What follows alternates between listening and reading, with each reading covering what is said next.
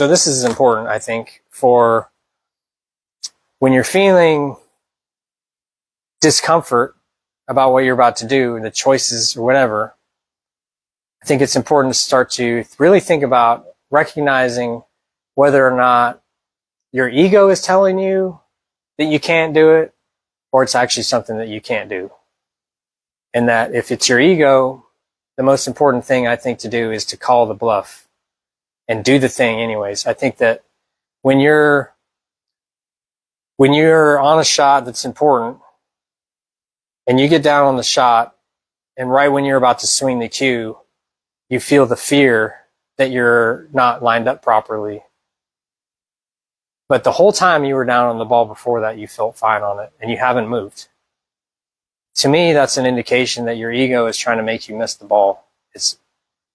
And that the most important thing to do is just to follow through just the way that you wanted to from the beginning and not deviate from the stroke. So many people, they let their stroke die because their ego tells them that they're not ready or they're not whatever, and that you have to at some point learn how to commit so that you can learn what was going to happen.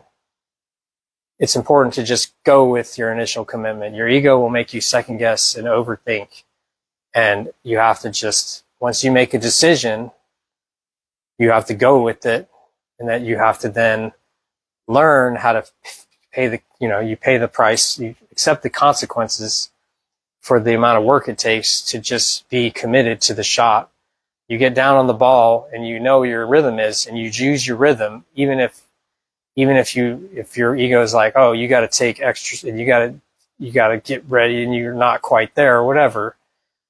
All that stuff, you got to let go of that. You practice yourself out of that by just getting down, and you shoot it the same way every single time. Your ego will tell you, oh, I have to do this or I have to do that. The physics of the shot are set once you've chosen it.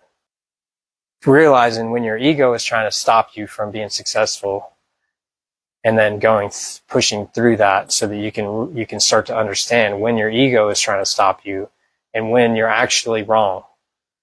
Some of the time you get down on the ball and it's wrong and you can't see that and you shoot it anyways.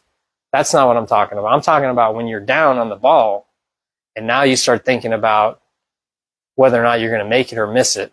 You were right the whole time until you start having this thought, and that's your ego trying to tell you to move. And that's not what you can't move. You have to stay the course.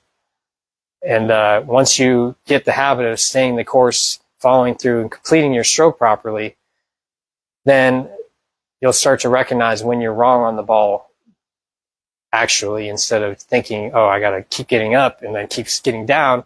But the whole reason why you have to keep getting up and getting down is not because you're wrong on the ball. It's because your ego or your fear or your doubt is telling you that you can't be right, that there's nothing you can do to make the shot happen correctly, and that you have to then start to, start to guess when there was no guessing when you're confident. That's why you have to just shoot through the shots. You'd be like, this is my cueing. I get down. This is my power.